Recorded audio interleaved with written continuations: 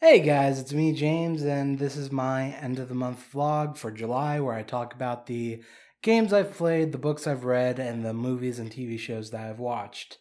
Right now, I'm in this very hot room because it's summer and this room doesn't have AC, but I like using it, and you'll probably notice when I go to different segments and stuff, my hair will be wildly different because I have no self control of not doing this with my hair.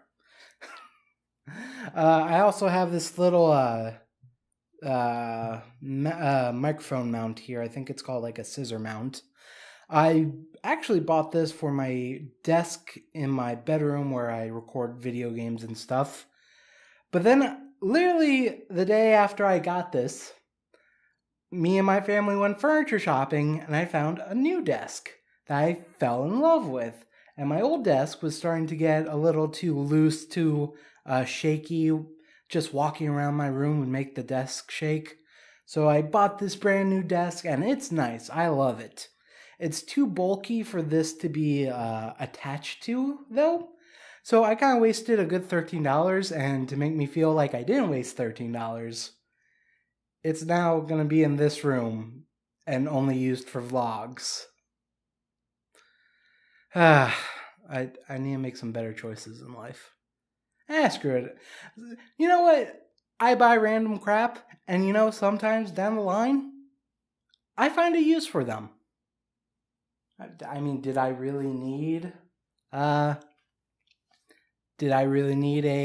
audio mixer that can take 4 microphones? No. But it came in handy when me and my friends played board games. So, you never know. Maybe sometime down the line I'll get a new desk that this can nicely fit on. Or, maybe I'll use it as a weapon during the zombie apocalypse. So yeah, I'm probably gonna make this vlog quick because like I said before, it is hot in here. Like, very bad hot. I didn't realize. At first it was kind of okay, but now it's getting to me and I just started. And I don't want to open a window just in case someone mows their yard or a dog is out there barking for some bloody reason. Or someone died and there's a bunch of sirens, which has been happening a lot in this neighborhood. Anyway.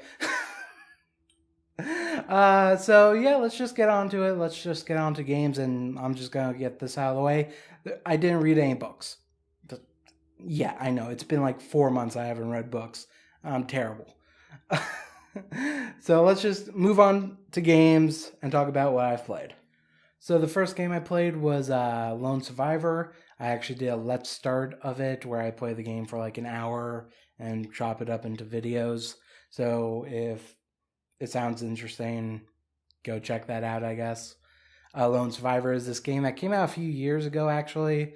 It's a 2D graphics, a horror, psychological horror game. So, you might not think that it would make you scream because it's just 2D graphics. What's really scary about it? But it actually caught me a few times in that video. Like, how everyone says, oh, they just, YouTubers, they just play it up. And I'm sure there's a lot that do. I did not expect to actually get surprised from that game, have jump scares happen to me. So those were actually genuine terrors. And it's a really interesting game. It's not only is it, a horror, it's a adventure game. So you're trying to figure out how to, I guess, get out of this apartment. You're this masked guy. You have like a surgical mask. And there's clearly something wrong with your character because he sees things that aren't there, talks to people who aren't there, but they also give him things. And and there's like a apocalypse happening, and there's zombies. I think they're supposed to be zombies, and honestly, it's hard to know where exactly the story's going. I'm just gonna assume there's a twist where you find out there's no apocalypse and this guy's just mental or something. But I liked what I played, and sadly I didn't get a chance to play any more of it, other than the videos I did. I wanted to go back and play it in my own time, but other games came out. I did put it in like my list of get back to and play games, but I have to get through a game called Children of the Zodiacs and Pyre. And it's been a while since I've played Persona 5. And I'm not done with Persona 5, and I want to be done with Persona 5. But that's a commitment. So at some point, I hope I get to go back and play the rest of the Lone Survivor, because I don't even think it's a long game. Because it's very intriguing. There's just stuff with these illusions this guy's seeing. At some point, I ran out of batteries for my flashlight, and the character just had a mental breakdown. And he met with this guy who has a box over his head, and that's very intriguing. I bumped into like a mime looking guy who says we're gonna meet again 3 times. And I do want to see where that game goes. So hopefully I'll make time for it and get back to playing it. So the other game I played was Children of the Zodiacs. It's a strategy tactics game. I should have done a quick look, let's look at video for it on my channel. So maybe go check that out. It's very interesting. It was kickstarted, and I was a backer to it. So I backed at the get the game on launch, backing options. And yeah, I'm kind of waffling back and forth on if I like it, if I don't like it, because I actually really like the mechanics in the game. While it's like a Final Fantasy Tactics game where or a Fire Emblem game where you move your characters on a map, but when you go to attack someone, you have a hand of cards, and the cards can be like Blitz, which is a normal attack, a throwing knife attack, or some other kind of attacks. Then you have healing and support skills and curse skills and magic skills cards. And I like the mechanics, and when you attack or when you do anything, you have these dice that you can assign to each character, and you can assign them like 3 or 4 different kinds of dice, and as you'll level up, you can give them even more dice to use. And these dice lets you do more damage, lets you take less damage, gives you an extra turn or draw cards from your deck. And I like a lot of the mechanics. I think they work really well, but I do have some problems with the game. You can only have 3 people on the battlefield at once, and the story dictates who those 3 people are. So it's not like you get a roster of characters and you figure out which one you want to play with. You just have to deal with whatever the story gives you. So if you get a character that maybe you don't like, or a character left for a new character that you don't like while you like that other character, it can be kind of frustrating, as you have to now readjust and figure out how to use this new character. And I don't know. The story itself didn't really grab me, sadly. And I keep wanting to play them. I want to beat the game, but I'm starting to get to a point where the difficulty is going up, and it's just like, well, I need to start grinding a lot to try to level up my characters and get better cards and dice and all this stuff. And it's just like, if the story is not pushing me along, the mechanics can only do so much. I do want to beat the game, but also Pyre came out, and I played maybe an hour of that right now. I'm going to play more. And the story in that game grabbed me immediately. The gameplay in that game grabbed me immediately. The storytelling of that game grabbed me immediately. So I'm now I just want to get Children of the Zodiacs done. But I play like maybe 2 or 3 fights, and I'm just like, oh, I'm done with this. because like I'll at some point I'll get to a story mission that's too difficult, or I keep dying at, even though I don't think I'm doing anything wrong, like I'm not making too many mistakes, or the if I am making mistakes, it's not being spelled out to me, you know. So I guess I want to like the game because I do like the mechanics of it. It's just I think it maybe I don't even know. I don't know. I'm not a game designer, so I'm really hoping I get to a point where, because there is like I did get to a point where this side mission opened up and it introduced these other characters that you wouldn't expect to be in a team together, and it's more interesting than the main story, and I can't wait to play more of those side stories. But those are also the ones that are more difficult because I don't have any controls over what cards those characters have or what dice those characters have, because it's a side story and I can only manipulate the main character story line characters. I can only change out their deck and their dice. Uh, we'll see. Next week, I'm gonna be focusing on Pyre, if I beat Children of Zodiacs or not, and I don't think I will. Like tonight's probably gonna be my last night. I try to get as far as possible, and then I just want to focus on Pyre because I'm enjoying that experience a little bit more. Well, so far I only play like an hour of it, but a lot of people are saying some very good things about Pyre. So, and I'll probably also have a let's look at Pyre as well next week. Yeah, that should be next week if I keep up with my schedule. So let's get into the TV shows and the movies I've watched for the month. I ended up watching the Great British Baking Show.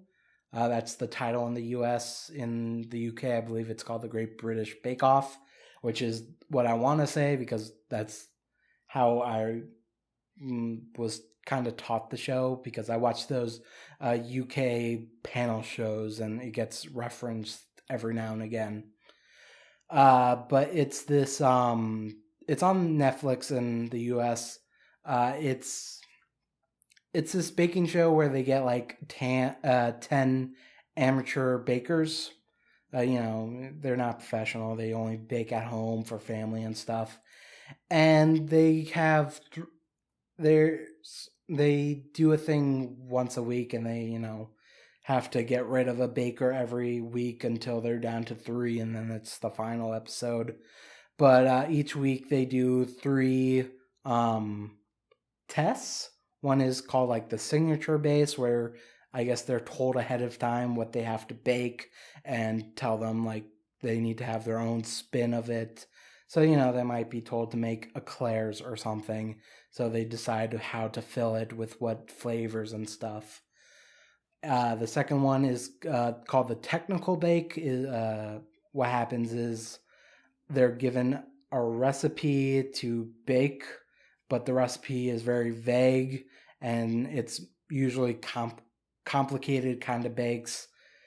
And the third one is their showstopper bake. So I think they get told what they're gonna bake again, and they have to make it look, gorgeous. And this was a show I kind of wanted to watch, but I kind of put it on my back burner for a bit until I was listening to a podcast called The Mix Six. It's a great podcast. Go listen to it. And they started talking about it and how they fell in love with it. So I decided to sit down and watch it, and I ended up watching the 3 seasons that we have on Netflix, which if you're from the UK, I think we start from like series 5, if I'm remembering correctly. I think we started from season 5. And hopefully more will come up on Netflix because I really like the show. It's weird how such a pleasant kind of show works so well because I'm so used to reality shows being like people yelling at each other and being horrible, or like America's Got Talent, like the judges being shitty to these people who are, who might be bad, yeah, but damn, sometimes they're really rough with those contestants. With the Great British Baking Show, what I like about it is the judges, Paul and Mary, always try to have something nice to say, even if it kind of fell apart. Um, and not only that, when they do get critical of the bakes, it always comes with good criticism, like saying, hey, the reason why this failed is because you baked it for too long, because you didn't have the right mixture. It needed some extra time in the oven, stuff like that. Stuff that lets, it doesn't help in the quote unquote competition because they're timed and stuff. And sometimes you need to give something more time, but you can't.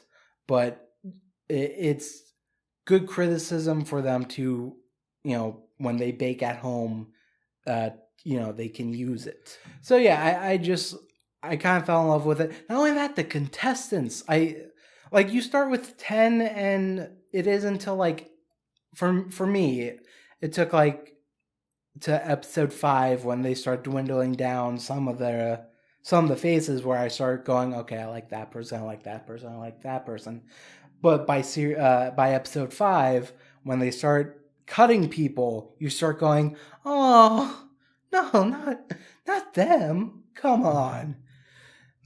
And you know what? I would be saying that for any of them because the contestants are usually really enjoyable. Like they're people, because not like, yeah, it's a competition, and even in the show they're like, oh yeah, I want to win and stuff, but they're also helping each other out. Like that's something I didn't expect when they start talking and be like, how does yours look?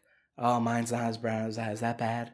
And it's just like, I don't know. It's nice to see something that's not only just a competition, but there's a good uh,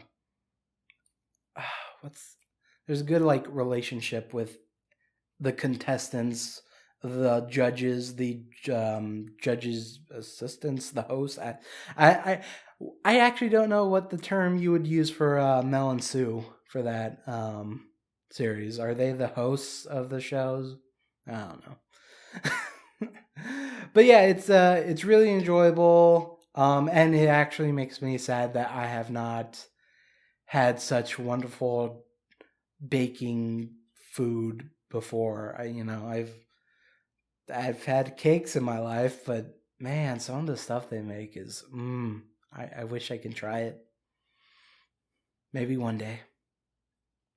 Another thing I've watched was the Netflix original Castlevania. It's based on the Castlevania games, which I know.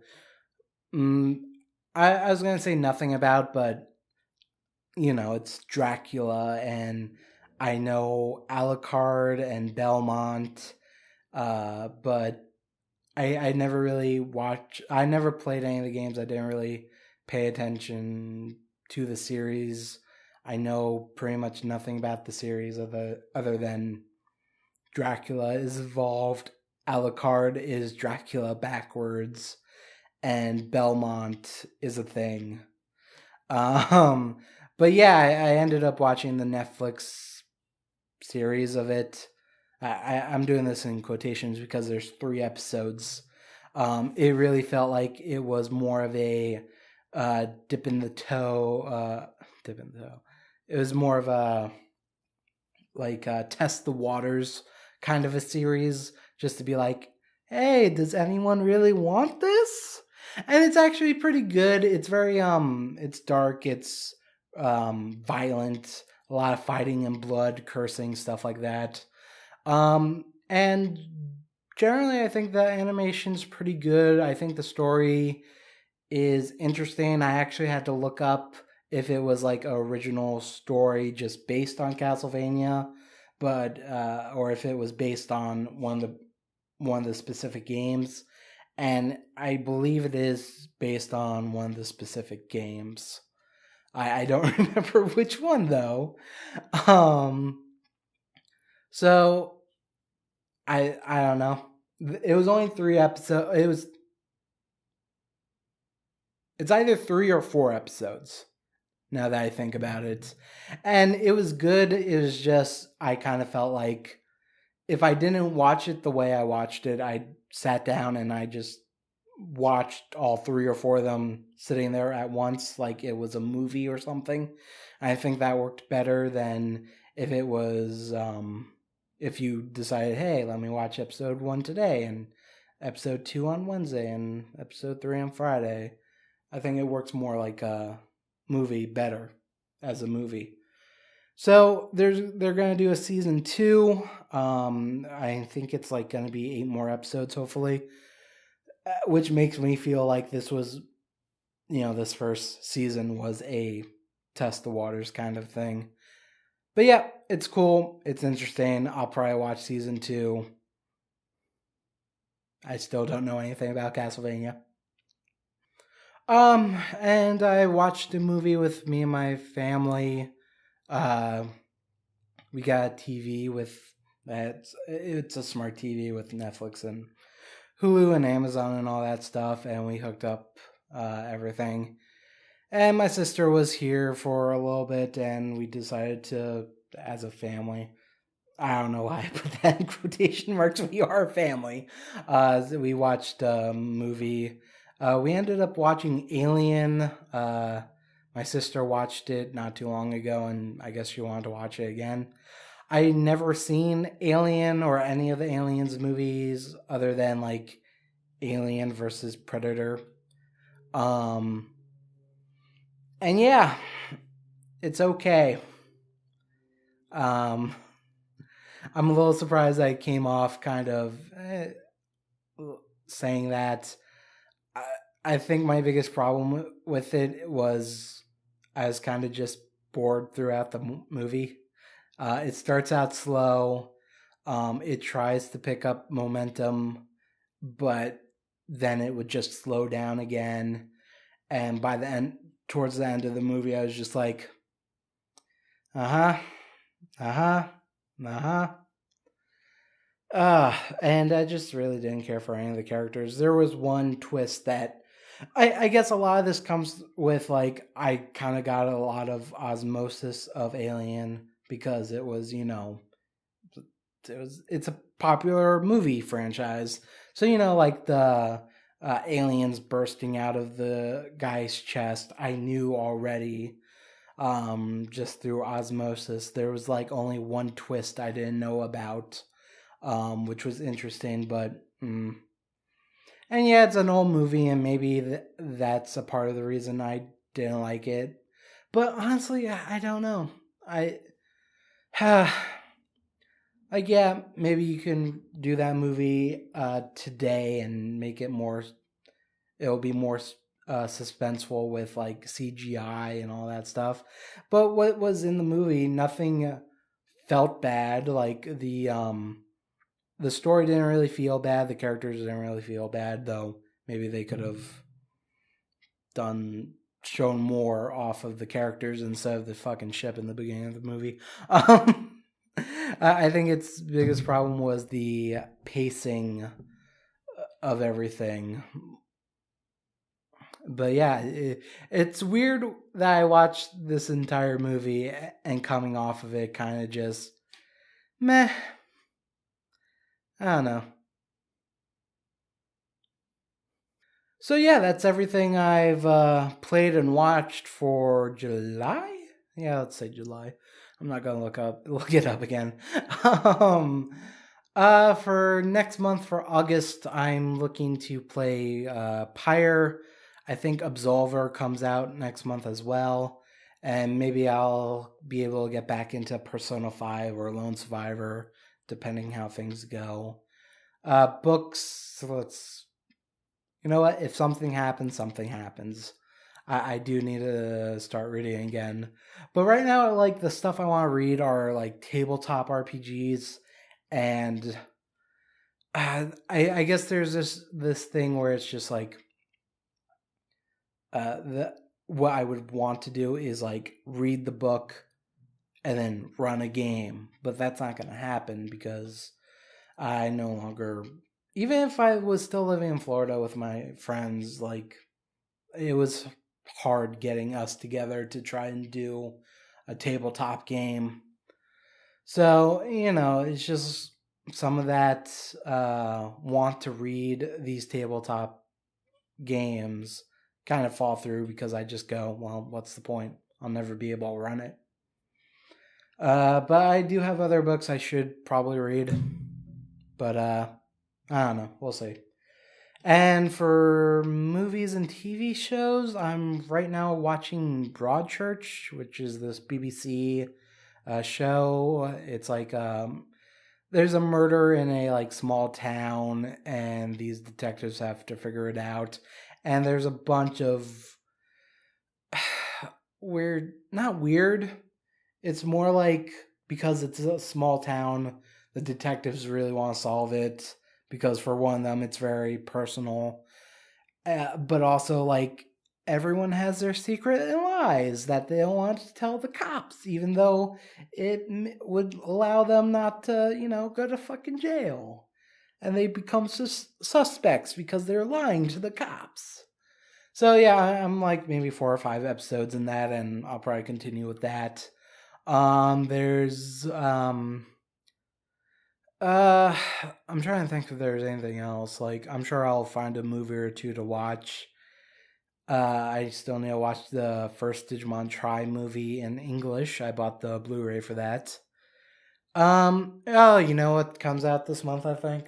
I need to double check this, but I'm pretty sure Netflix like live action Death Note comes out. And man, every time I see a trailer for that, I just keep going, this is gonna be bullshit, isn't it? This is just gonna be fucking bullshit. And be fucking bullshit, but maybe I'm wrong. Maybe their whole Americanization will be interesting. Ryuk looks kind of good. The guy playing L might do a good job.